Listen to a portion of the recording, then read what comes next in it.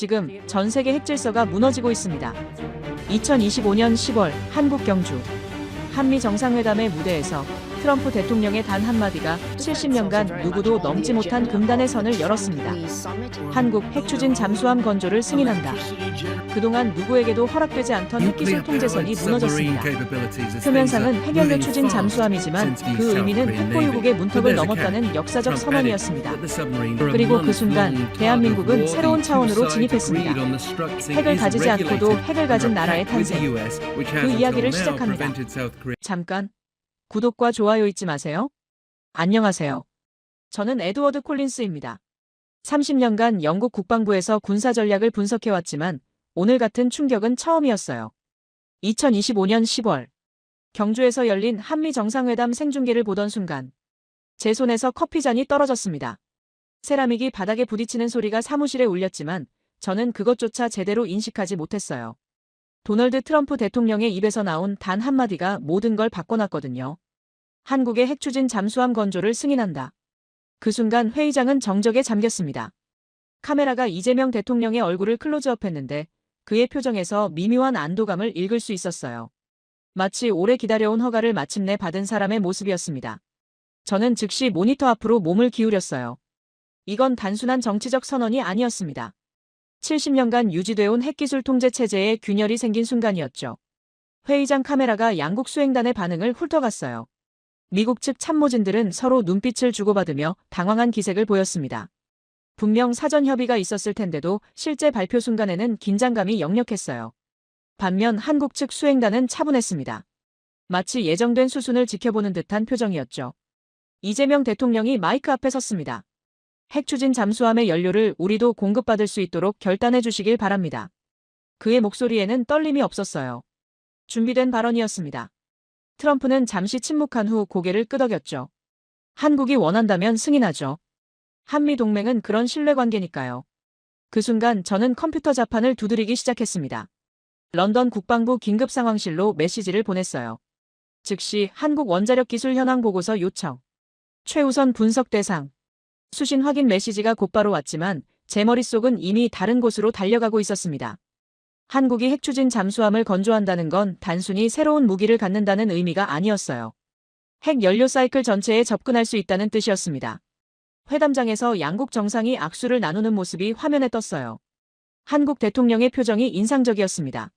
승리의 기쁨보다는 오히려 무거운 책임감이 느껴졌거든요. 마치 중요한 문턱을 넘었다는 걸 스스로도 인식하고 있는 듯 했습니다. 저는 곧바로 제자 사라 리에게 전화를 걸었어요. 한인계인 그녀라면 한국의 기술적 배경을 더 잘 이해할 수 있을 거라 생각했습니다. 사라, 지금 바로 한국 원자력 기술 관련 자료를 수집해.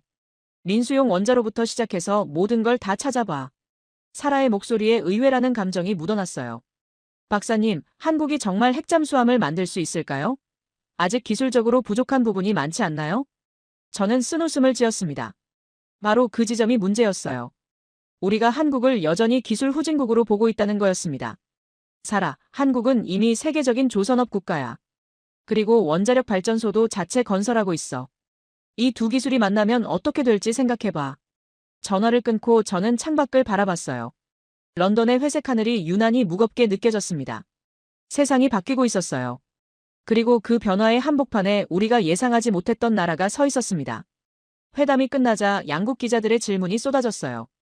한국 대통령의 답변이 특히 주목할 만했습니다. 우리는 충분한 기술적 역량을 보유하고 있습니다. 이제 필요한 건 정치적 승인뿐이었어요. 그 말 속에 담긴 의미를 저는 놓치지 않았어요. 충분한 기술적 역량을 보유하고 있다. 과거형이 아니라 현재 완료형이었습니다. 이미 준비가 끝났다는 뜻이었죠. 트럼프도 기자들의 질문에 답했어요. 한국은 우리의 가장 중요한 동맹국입니다. 그들이 더 강한 방위력을 갖는 건 우리에게도 도움이 되죠. 하지만 트럼프의 표정에서는 약간의 당황스러움도 읽혔어요. 아마 이 결정이 가져올 파급 효과를 완전히 예상하지는 못했을 거예요. 그날 오후 영국 의회에서 긴급 질의가 있었습니다. 저는 국방 전문가로 출석 요청을 받았어요. 의원들의 표정이 심각했습니다. 콜린스 박사, 이번 한미 합의가 우리에게 어떤 영향을 미칠까요? 저는 신중하게 답했습니다. 의원님들, 이것은 기술적 독립의 신호입니다. 한국이 핵기술 영역에서 완전한 자주권을 갖게 됐다는 뜻이에요. 그럼 핵무기 개발도 가능하다는 건가요? 민감한 질문이었어요. 저는 조심스럽게 대답했습니다. 기술적으로는 그렇습니다. 하지만 그들이 그런 선택을 할지는 완전히 다른 문제죠. 의회가 끝나고 저는 사무실로 돌아왔어요. 책상 위에는 사라가 급히 정리한 예비 자료들이 놓여 있었습니다. 한국의 원자력 발전소 현황, 조선업 기술 수준, 과거 핵 관련 논란들까지 모든 게 담겨 있었어요. 자료를 훑어보며 저는 하나씩 퍼즐이 맞춰지는 걸 느꼈습니다. 한국은 우리가 생각했던 것보다 훨씬 체계적으로 이 순간을 준비해왔던 거예요. 그날 밤 집에 돌아가서도 저는 계속 생각에 잠겼습니다. 아내가 저녁을 차려줬지만 제대로 맛도 못 느꼈어요. 머릿속에는 오늘 본 이재명 대통령의 표정만 맴돌았습니다. 그 침착함, 그 여유로움. 그건 즉흥적인 결정을 내린 사람의 모습이 아니었어요. 오랫동안 계획하고 준비해온 사람의 얼굴이었습니다. 자정이 넘어서야 저는 마침내 깨달았어요. 오늘 우리가 목격한 건 한국의 새로운 출발이 아니라 이미 진행 중이던 계획의 공개였다는 걸요. 한국은 조용히 그러나 확실하게 새로운 차원으로 진입하고 있었습니다. 그리고 세계는 이제 그 현실을 받아들여야 했어요. 저는 그날 밤 한잠도 자지 못했습니다. 새벽 3시, 제 휴대폰이 계속 울려댔어요. 전 세계 언론사와 정부기관에서 논평 요청이 쏟아지고 있었습니다. 하지만 저는 어떤 전화도 받지 않았어요. 아직 상황을 정확히 파악하지 못한 상태에서 성급한 발언을 할 수는 없었거든요. 침대에서 뒤척이다가 결국 일어났습니다. 거실로 나가 노트북을 켰어요. 화면에는 CNN, BBC, 알자지라까지 모든 국제뉴스 채널이 한국 관련 특보를 내보내고 있었습니다. 한국 핵잠수함 시대 진입 초읽기. 동아시아 군사 균형 대변형 예고. 미국의 핵기술 독점 체제 종료. 제목만 봐도 전 세계가 얼마나 충격을 받았는지 알 수 있었어요. 하지만 정작 한국 언론의 반응이 더 흥미로웠습니다. 서구 언론의 당황스러운 반응과 달리 한국 매체들은 차분하고 체계적으로 보도하고 있었거든요. 새벽 4시, 저는 결국 영국 국방부로 향했습니다. 이런 중대한 상황에서 집에 가만히 있을 수는 없었어요. 차를 몰며 라디오에서 나오는 각국 전문가들의 분석을 들었습니다. 한국이 핵잠수함을 실제로 건조하려면 최소 10년은 걸릴 것. 기술적 허들이 너무 많아 현실성이 떨어진다. 미국의 정치적 제스처에 불과할 가능성이 높다. 저는 고개를 저었어요. 모두가 한국을 여전히 과소평가하고 있었습니다. 국방부 지하 전략실에 도착했을 때는 새벽 5시였어요. 평소라면 텅 비어 있을 시간이지만 오늘은 달랐습니다. 이미 몇몇 분석관들이 나와 있었어요. 모두 저와 같은 생각이었던 것 같았습니다. 제 사무실로 들어가 컴퓨터를 켰어요. 밤사이 쌓인 메일이 200통을 넘어서고 있었습니다. 그 중에서 사라리가 보낸 긴급 메일이 눈에 띄었어요. 박사님, 한국 관련 예비 자료를 정리했습니다. 생각보다 훨씬 체계적인 준비가 되어 있던 것 같아요. 첨부 파일을 열어보니 한국의 조선업 현황, 원자력 발전 역사, 최근 군사기술 개발 동향 등이 일목요연하게 정리되어 있었습니다. 사라의 분석력은 역시 뛰어났어요. 가장 주목할 만한 부분은 한국의 원자력 발전소 건설 이력이었습니다. 1970년대부터 시작해서 현재까지 25기의 원자로를 운영하고 있었어요. 초기에는 외국 기술에 의존했지만 1990년대부터는 독자 설계를 시작했습니다. 더 놀라운 건 해외 수출 실적이었어요. 2009년 UAE에 원전 4기를 수출하면서 세계 원전 시장에 본격 진출했습니다. 이건 한국이 단순히 원전을 운영하는 수준이 아니라 설계부터 건설까지 전 과정을 독립적으로 수행할 수 있다는 뜻이었어요. 저는 조선업 자료로 넘어갔습니다. 한국의 조선업 기술 수준은 이미 세계 1위였어요. 특히 LNG 운반선 같은 고난도 선박 건조에서는 독보적인 위치를 차지하고 있었습니다. 액화 천연가스를 마이너스 163도에서 안전하게 운반하는 기술은 극한의 정밀도를 요구하거든요. 두 자료를 연결해서 보니 무서운 가능성이 보였어요. 원자력 기술과 조선 기술. 이 두 분야에서 모두 세계 최고 수준에 도달한 나라가 핵잠수함을 만들지 못할 이유가 있을까요? 오전 7시 사라가 출근했습니다. 평소보다 2시간 일찍이었어요. 박사님, 벌써 나오셨네요. 자네도 마찬가지잖아. 이런 상황에서 잠이 오겠어? 사라가 커피 2잔을 들고 제 사무실로 들어왔어요. 그녀의 표정도 어젯밤 내내 자료를 분석했다는 걸 보여주고 있었습니다. 박사님, 제가 정리한 자료 보셨죠? 한국의 기술 수준이 생각보다 훨씬 높더라고요. 저는 고개를 끄덕였어요. 그래, 나도 같은 생각이야. 문제는 우리가 한국을 너무 과소평가하고 있었다는 거지. 사라가 노트북을 열어 새로운 자료를 보여줬어요. 박사님, 이거 보세요. 한국이 독자 개발한 장보고급 잠수함의 성능입니다. 화면에 나타난 재원표를 보며 저는 감탄했어요. 수중 배수량 3,000톤급의 최신의 잠수함이었습니다. 연료전지 추진 시스템을 사용해서 수중에서 2주 이상 작전이 가능했어요. 이미 9척이 건조됐고 추가로 3척이 더 계획되어 있네. 맞아요. 그런데 여기서 주목할 점은 이 잠수함의 크기예요. 3,000톤이면 소형 원자로를 탑재하기에 충분한 규모거든요. 사라의 지적이 정확했어요. 프랑스의 바라쿠다급이나 영국의 아스투트급 핵잠수함도 비슷한 크기였습니다. 한국은 이미 핵잠수함에 필요한 선체 기술을 확보한 셈이었어요. 오전 9시 국방부 장관실에서 긴급 브리핑 요청이 들어왔습니다. 저는 급히 준비한 분석 자료를 들고 장관실로 향했어요. 콜린스 박사 상황이 어떻게 보입니까? 장관의 표정이 심각했어요. 평소에 보기 드문 긴장감이 느껴졌습니다. 장관님, 한국의 기술적 역량을 과소평가해서는 안 됩니다. 그들은 이미 핵잠수함 건조에 필요한 핵심 기술들을 대부분 확보한 상태예요. 구체적으로 어떤 기술들 말입니까? 저는 준비해온 자료를 펼쳤어요. 첫째, 원자력 기술입니다. 25기의 원전을 독자 설계하고 운영한 경험이 있어요. 둘째, 조선 기술입니다. 세계 최고 수준의 잠수함을 이미 12척이나 건조했습니다. 장관이 고개를 끄덕였어요. 그럼 정말로 만들 수 있다는 건가요? 기술적으로는 충분히 가능합니다. 이제 필요한 건 미국의 승인뿐이었는데 그것도 어제 해결됐죠. 회의가 끝나고 저는 사무실로 돌아왔어요. 책상 위에는 각국 정부와 연구기관에서 보낸 질의서들이 쌓여 있었습니다. 모두가 한국의 핵잠수함 개발 가능성에 대해 묻고 있었어요. 저는 답변을 작성하기 전에 다시 한번 자료를 검토했습니다. 놓친 부분이 있는지 확인하고 싶었거든요. 한국의 핵 관련 기술 개발 역사를 쭉 훑어보니 흥미로운 패턴이 보였어요. 1970년대 원전 도입부터 시작해서 1980년대 독자 기술 개발, 1990년대 설계 기술 확보, 2000년대 해외 수출까지 매 10년마다 한 단계씩 도약하고 있었습니다. 2010년대에는 소형 원자로 연구에 집중했어요. 그리고 2020년대에 들어서면서 핵잠수함 논의가 본격화됐습니다. 이건 우연의 일치가 아니었어요. 치밀한 장기 계획의 결과였습니다. 오후 2시 프랑스 국방부에서 화상회의 요청이 들어왔어요. 아마 유럽 차원에서 공동 대응 방안을 논의하려는 것 같았습니다. 콜린스 박사, 한국의 핵잠수함 개발이 유럽에 어떤 영향을 미칠까요? 프랑스 측 참석자가 직접적으로 물어왔어요. 단기적으로는 아시아 지역의 군사 균형 변화겠지만 장기적으로는 핵기술 확산의 새로운 모델이 될 수 있습니다. 새로운 모델이라니요? 지금까지는 핵무기 보유국이 핵기술을 독점해왔습니다. 하지만 한국의 사례는 평화적 이용 기술의 축적이 군사적 전용으로 이어질 수 있음을 보여주죠. 화상회의 후 저는 창밖을 바라봤어요. 런던의 하늘이 점점 어두워지고 있었습니다. 하지만 제 마음은 더욱 무거웠어요.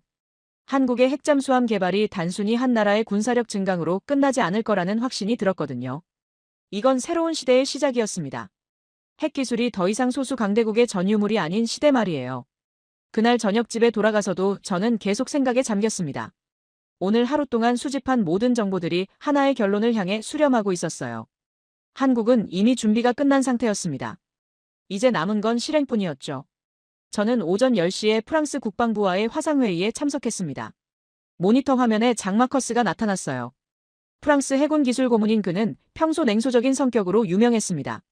오늘도 예외는 아니었어요. 입가에 비웃음을 머금은 채 한국이 과연 핵잠수함을 만들 수 있겠느냐며 의구심을 표했습니다. 저는 기술적 가능성이 충분히 있다고 신중하게 답했어요. 하지만 마커스는 코웃음을 치며 제가 한국을 과대평가하고 있다고 반박했습니다. 핵잠수함은 단순한 조선업 수준으로 만드는 게 아니라는 거였죠. 화면 오른쪽에는 독일 해군 분석관, 이탈리아 국방연구소 연구원, 스페인 조선업 전문가까지 참석해 있었어요. 모두가 회의적인 표정이었습니다. 마커스는 프랑스도 바라쿠다급 개발하는데 20년이 걸렸다며 한국이 아무리 조선업 강국이라 해도 핵추진 시스템은 완전히 다른 차원이라고 강조했어요. 저는 한국이 이미 원자력 발전소를 25기나 운영하고 있다고 반박했지만 그는 발전소용 원자로와 잠수함용 원자로는 전혀 다른 기술이라며 일축했습니다. 그때 저는 핵심을 짚었어요. 그렇다면 미국이 왜 승인했을까요? 마커스의 표정이 잠시 굳어졌습니다.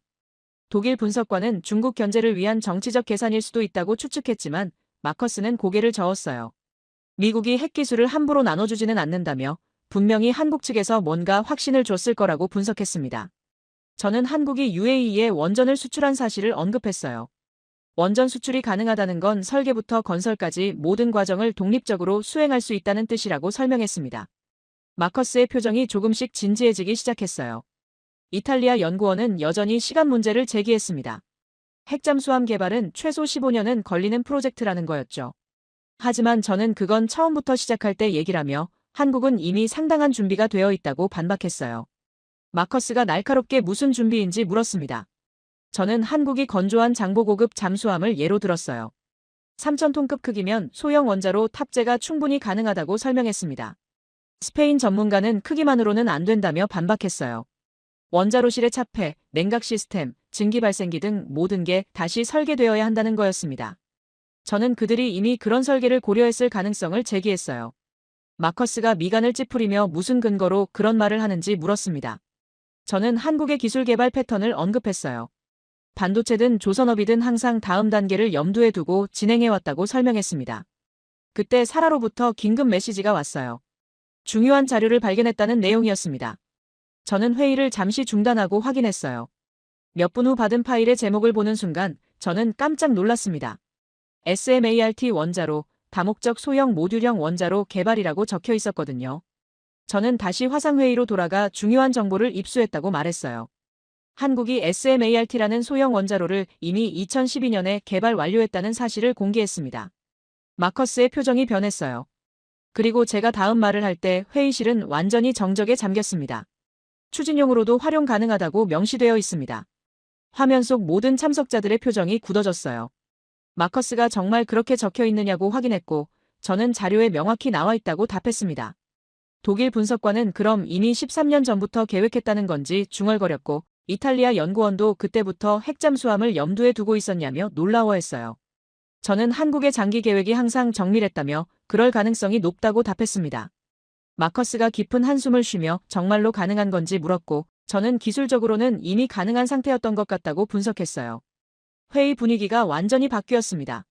처음에 냉소적인 분위기는 사라지고 대신 긴장감이 감돌았어요.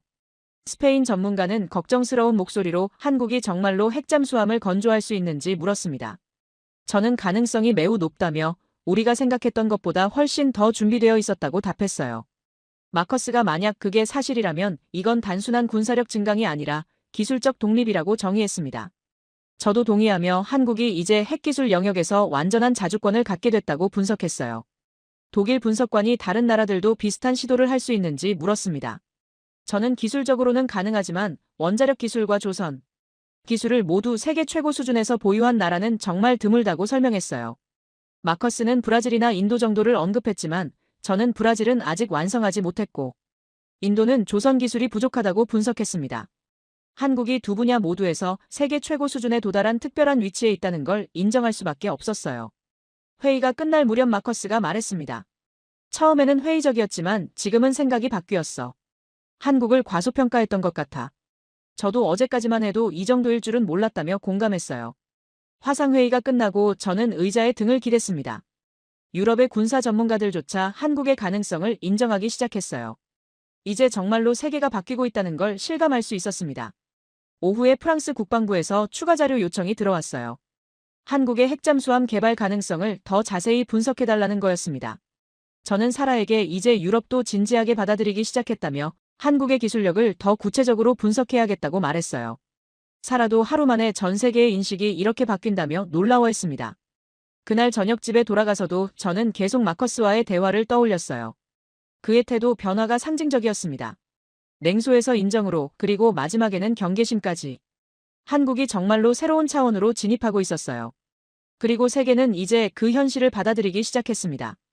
프랑스와의 화상회의가 끝나자마자 저는 사라에게 즉시 영국으로 와달라고 요청했습니다. 지금 당장 국방부로 와. 마커스도 다시 연결할 거야. 우리가 발견한 SMART 원자로 자료를 더 자세히 분석해야 해.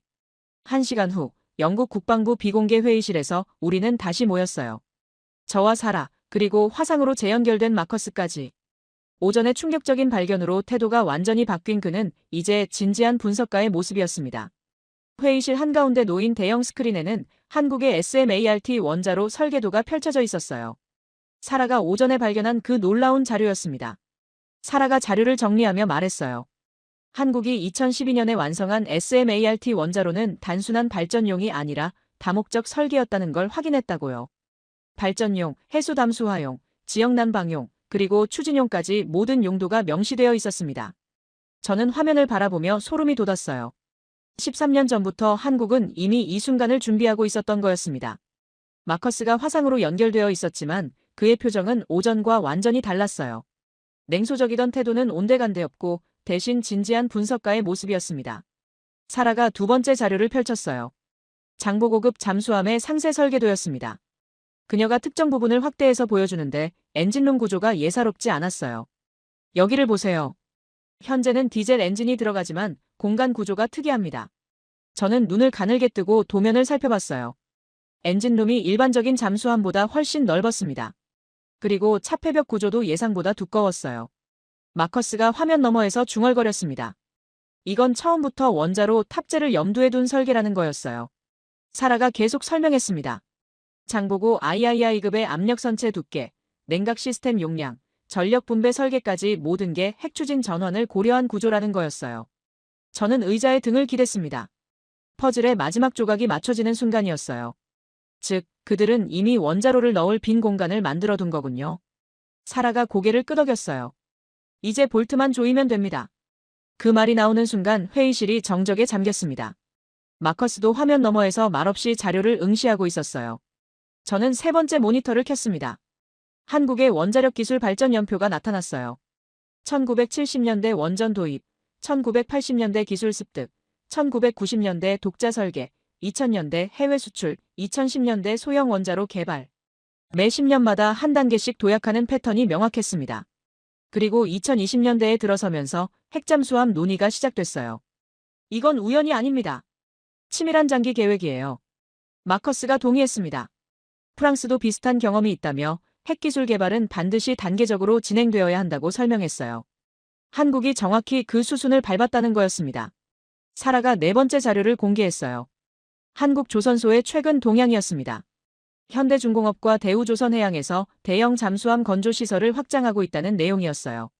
시설 확장 규모를 보면 기존 장보고급보다 훨씬 큰 잠수함을 염두에 두고 있는 것 같습니다. 저는 그 의미를 즉시 파악했어요. 핵추진 잠수함은 일반 잠수함보다 크고 복잡합니다. 새로운 시설이 필요하죠. 마커스가 질문했습니다. 한국이 정말로 독자적으로 핵잠수함을 설계할 수 있느냐는 거였어요. 저는 한국의 조선업 기술 수준을 설명했습니다. LNG 운반선처럼 극한의 기술이 필요한 선박도 독자 설계하고 있다고요. 핵잠수함의 선체 기술은 이미 충분히 확보했다고 봐야 한다고 분석했어요. 사라가 마지막 자료를 펼쳤습니다. 한국의 핵 관련 인력 현황이었어요. 원자력 공학 박사가 3,000명이 넘고 원전 운영 경험자는 수만 명에 달했습니다. 인력 인프라도 이미 갖춰져 있어요. 저는 모든 자료를 종합해서 결론을 내렸습니다. 한국은 핵무기를 갖고 있지 않지만 만들 수 있는 나라가 되었습니다. 마커스가 그 말의 의미를 되물었어요. 저는 신중하게 답했습니다. 핵무기를 보유하는 것과 만들 수 있는 능력을 갖는 것은 완전히 다른 차원이라고요. 후자가 훨씬 더 위험할 수 있다고 분석했어요. 왜 더 위험한가요? 사라가 물었습니다. 핵무기 보유국은 이미 알려져 있어요. 하지만 핵기술을 자유롭게 활용할 수 있는 나라는 예측이 어렵죠. 한국이 그런 위치에 들어섰습니다. 마커스도 동의했습니다. 기술적 역량을 갖춘 나라가 정치적 결단을 내리면 매우 빠르게 핵무기를 개발할 수 있다고요. 회의가 끝나갈 무렵 저는 최종 평가를 내렸습니다. 트럼프의 승인은 한국에게 마지막 열쇠를 준 것과 같습니다. 기술은 이미 준비됐고 설계도 완성됐고 경험도 축적됐어요. 이제 남은 건 실행뿐입니다. 3시간에 걸친 회의가 끝났습니다. 마커스는 이 분석 결과를 프랑스 정부에 즉시 보고하겠다고 했어요. 저도 영국 국방부에 긴급 보고서를 작성해야 했습니다. 사라가 회의실을 정리하며 말했어요. 하루 만에 세상에 대한 인식이 완전히 바뀌었다고요. 저도 같은 생각이었습니다. 어제까지만 해도 한국은 우리의 든든한 동맹국이었어요.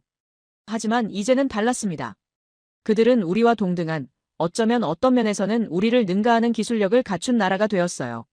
저녁 6시, 저는 영국 국방장관에게 긴급 보고서를 제출했습니다. 제목은 한국의 핵기술 독립과 전략적 함의였어요. 보고서의 핵심 결론은 3가지였습니다. 첫째, 한국은 이미 핵잠수함 건조에 필요한 모든 기술을 확보했다. 둘째, 이는 13년간의 체계적 준비의 결과다. 셋째, 한국은 이제 핵기술 영역에서 완전한 독립국이 되었다. 장관으로부터 즉시 전화가 왔어요. 이 분석이 정확한지 재확인하고 싶다는 거였습니다. 저는 확신을 가지고 답했어요.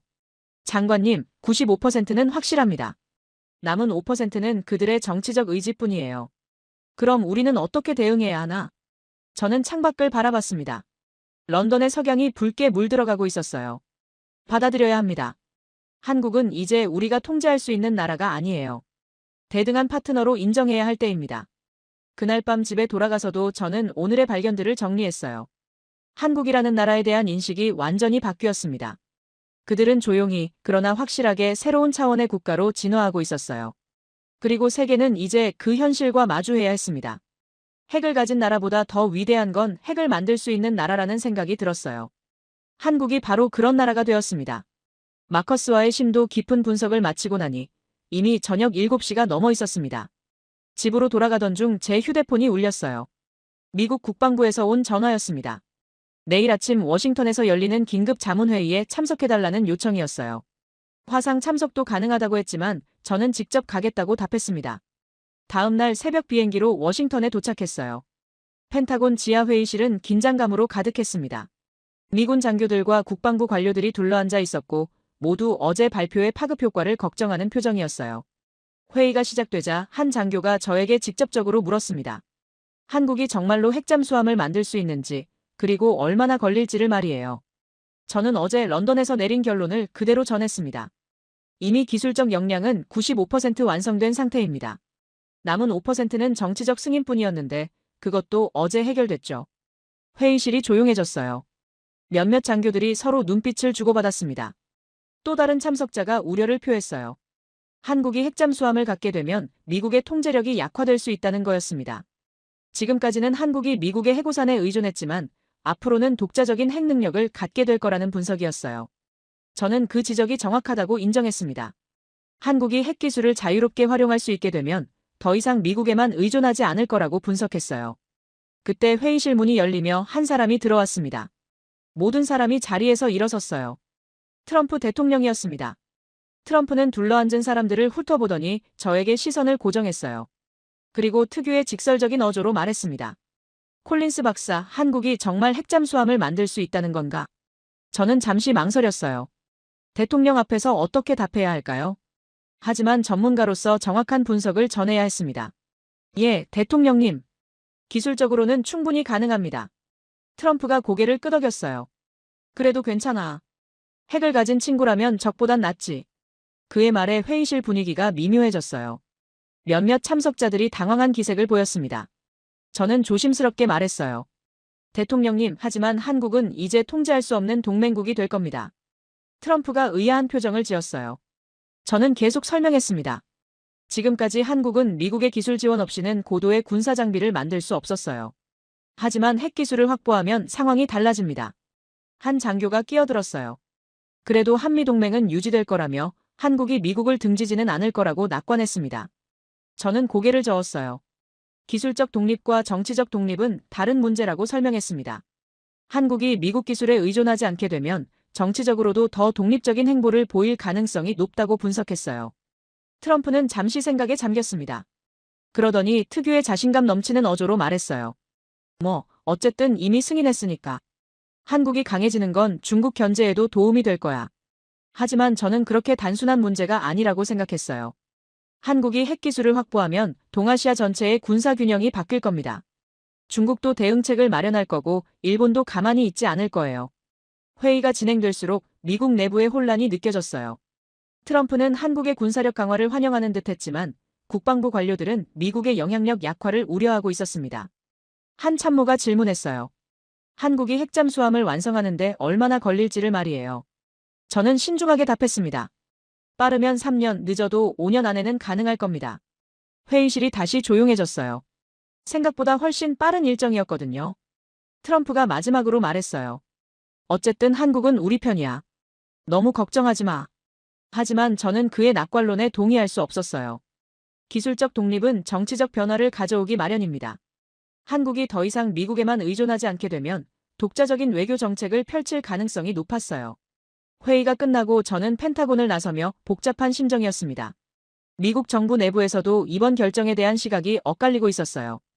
트럼프는 자신만만해했지만 실무진들은 우려가 많았습니다. 공항으로 향하는 택시 안에서 저는 창밖을 바라봤어요. 워싱턴의 거리가 평온해 보였지만 실제로는 큰 변화의 한복판에 있었습니다. 한국의 핵잠수함 개발 승인은 단순한 군사 협력을 넘어선 의미를 갖고 있었어요. 이제 한미동맹의 성격 자체가 바뀔 수밖에 없었습니다. 상하관계에서 수평관계로 의존해서 상호협력으로 말이에요. 비행기에 오르며 저는 생각했어요. 어쩌면 트럼프도 이런 변화를 어느 정도 예상하고 있었을 수도 있겠다고요.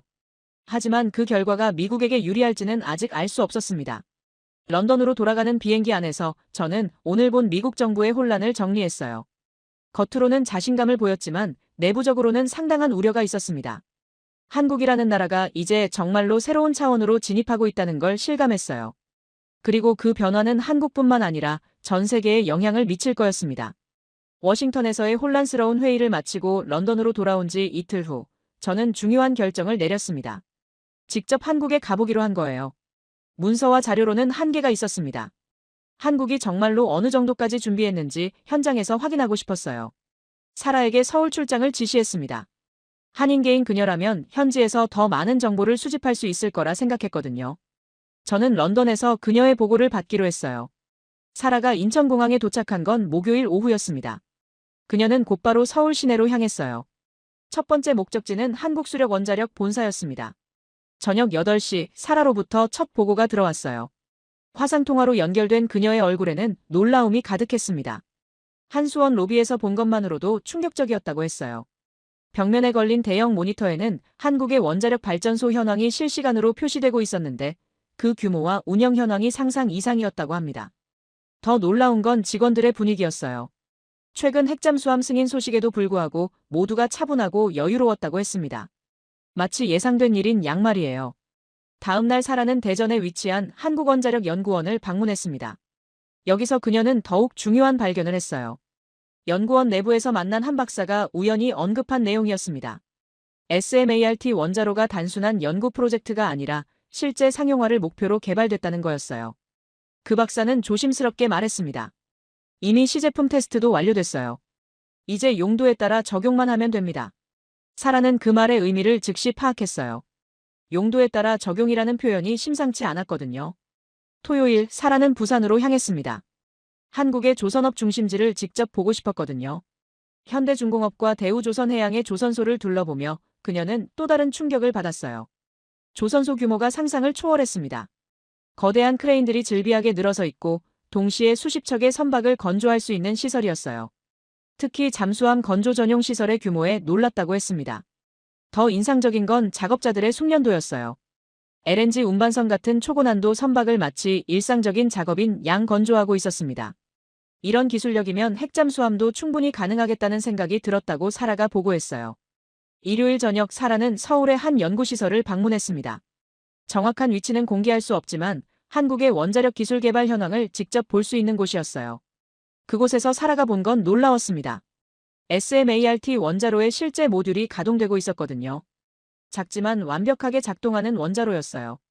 담당 엔지니어가 자랑스럽게 설명했습니다. 출력 안정화가 완료됐고 모든 안전 시스템이 정상 작동한다고 했어요. 이제 어떤 용도로든 활용할 수 있는 상태라는 거였습니다. 사라는 저에게 영상통화를 걸었어요. 박사님, 보고 있나요? 저는 화면 속 원자로 모듈을 바라보며 말문이 막혔습니다. 이론과 설계가 아니라 실제 작동하는 원자로였거든요. 네, 보고 있어요. 정말 놀랍군요. 사라가 계속 설명했어요. 이 시설에서 만난 연구진들은 모두 자신감에 차 있었다고 했습니다. 핵잠수함 프로젝트에 대해서도 충분히 준비되어 있다는 분위기였어요. 월요일 사라는 마지막으로 국회 근처에서 한국의 정치적 분위기를 파악하려 했습니다. 언론 보도와 정치인들의 발언을 종합해보니 흥미로운 패턴이 보였어요.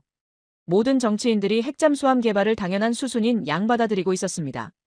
야당에서도 큰 반대 없이 지지하는 분위기였어요. 이건 한국 정치의 특성상 매우 드문 일이었습니다. 사라는 이것이 오랫동안 준비된 계획이라는 증거라고 분석했어요. 정치권에서도 이미 충분한 검토와 논의가 끝났기 때문에 이런 반응이 나올 수 있다는 거였습니다. 화요일 저녁 사라가 런던으로 돌아왔어요. 그녀가 가져온 보고서는 우리의 예상을 훨씬 뛰어넘는 내용이었습니다. 박사님, 한국은 이미 준비가 완료된 상태였어요. 저는 그녀의 말을 들으며 소름이 돋았어요. 문서로만 보던 것들이 모두 현실이었던 거였습니다. 사라가 마지막으로 전한 말이 가장 인상적이었어요. 그들은 우리가 발견하기를 기다리고 있었던 것 같아요. 숨기려 하지도 않았고 오히려 자랑스러워했어요. 저는 창밖을 바라봤습니다. 런던의 밤하늘이 유난히 어둡게 느껴졌어요. 한국은 정말로 조용하지만 확실하게 새로운 차원으로 진입하고 있었습니다. 그리고 이제 그들은 그 사실을 세상에 보여줄 준비가 되어 있었어요. 우리가 한국을 분석하고 있을 때 한국은 이미 우리보다 몇 발 앞서 있었습니다. 이제 남은 건 시간 문제뿐이었어요. 사라의 한국 현장 보고를 들은 지 일주일 후, 저는 영국 하원 청문회에 증인으로 출석하게 되었습니다. 의사당으로 향하는 택시 안에서 저는 지난 일주일간의 변화를 되돌아봤어요. 사라가 가져온 현장 증거들은 우리의 모든 분석을 뒷받침해 주었습니다. 한국은 정말로 준비가 끝난 상태였어요. 청문회장에 들어서자 의원들의 긴장된 얼굴들이 보였습니다. 이번 사안이 영국에게도 얼마나 중대한 의미인지 모두가 인식하고 있었어요. 위원장이 저를 소개한 후 첫 번째 질문을 던졌습니다. 한국의 핵잠수함 개발 능력에 대한 최종 평가를 해달라는 거였어요. 저는 마이크 앞에 앉아 신중하게 입을 열었습니다. 한국은 핵무기를 보유하지 않았습니다. 그러나 이제 핵을 만들 수 있는 나라가 되었습니다. 청문회장이 조용해졌어요. 의원들이 제 말의 무게를 느끼고 있었습니다. 한 의원이 후속 질문을 했어요. 핵을 보유한 나라와 만들 수 있는 나라의 차이가 무엇인지 설명해달라는 거였습니다. 저는 이렇게 답했어요. 핵무기를 보유한 나라는 이미 알려져 있고 국제사회의 감시를 받지만 핵기술을 자유롭게 활용할 수 있는 나라는 예측이 어렵다고 설명했습니다. 후자가 더 위험할 수 있다는 분석도 덧붙였어요. 또 다른 의원이 물었습니다. 한국이 언제부터 이런 계획을 세웠는지, 그리고 우리가 왜 미리 파악하지 못했는지를 말이에요. 저는 솔직하게 인정했어요. 우리가 한국을 과소평가했다고요. 13년 전부터 체계적으로 준비해온 계획을 우리는 단순한 연구 프로젝트로만 봤다고 설명했습니다. 1시간에 걸친 증언이 끝나고 저는 의사당을 나섰습니다. 복도에서 몇몇 의원들이 개별적으로 접근해 더 자세한 설명을 요청했어요. 모두가 이 사안의 심각성을 인식하고 있었습니다. 그날 오후 BBC에서 특별 인터뷰 요청이 들어왔어요. 저는 방송국으로 향했습니다. 생방송 스튜디오에서 앵커가 핵심을 짚는 질문을 던졌어요. 한국의 핵잠수함이 세계에 미칠 영향은 무엇입니까? 저는 카메라를 직시하며 답했습니다. 이것이 핵기술 확산의 새로운 모델이 될 수 있다고 분석했어요. 평화적 원자력 기술의 축적이 군사적 전용으로 이어지는 사례라고 설명했습니다. 앵커가 후속 질문을 했어요. 다른 나라들도 비슷한 시도를 할 가능성이 있는지를 말이에요. 저는 신중하게 답했습니다. 기술적으로는 가능하지만 한국처럼 체계적으로 준비한 나라는 드물다고 분석했어요. 원자력 기술과 조선 기술을 동시에 세계 최고 수준에서 보유한 나라가 많지 않다고 설명했습니다. 방송이 끝나고 집으로 돌아가는 길에 저는 깊은 생각에 잠겼어요. 지난 일주일간 겪은 모든 일들이 머릿속을 스쳐 지나갔습니다. 경주에서의 충격적인 발표부터 시작해서 런던에서의 분석, 파리에서의 토론, 워싱턴에서의 혼란, 그리고 서울에서의 현실 확인까지 모든 것이 하나의 결론을 향해 수렴하고 있었어요. 집에 도착해서 저는 서재에 앉아 지난 일주일간의 기록들을 정리했습니다. 각국의 반응, 전문가들의 분석, 현장에서 확인한 사실들까지 모든 것을 종합해야 했어요. 정리하면서 느낀 건 이번 사건이 단순한 군사기술 발전을 넘어선다는 거였어요. 이것은 세계 질서의 변화를 의미했습니다. 핵기술이 더 이상 소수 강대국의 전유물이 아닌 시대의 시작이었어요. 밤 10시가 넘어서야 정리를 마쳤습니다.